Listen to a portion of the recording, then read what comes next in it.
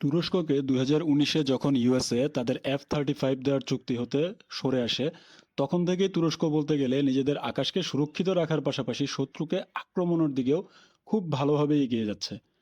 এবার তারা মানববিহীন যুদ্ধবিমান হতে আকাশে মিসাইল নিক্ষেপ করে উড়ন্ত অবস্থায় উড়ন্ত লক্ষ্যবস্তুকেই টার্গেট করে রীতিমতো গোটা বিশ্বকে তাক লাগিয়ে দিয়েছে বললেও ভুল হবে না।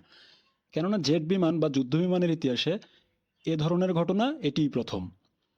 তুরস্কের মানুষবিহীন যুদ্ধবিমান যেটির নাম কিজিল এলমা, এটি এয়ার টু এয়ার ক্ষেপণাস্ত্র নিক্ষেপ করে আরেকটি জেট ইঞ্জিন চালিত লক্ষ্যবস্তুকে আঘাত করতে সক্ষম হয়েছে।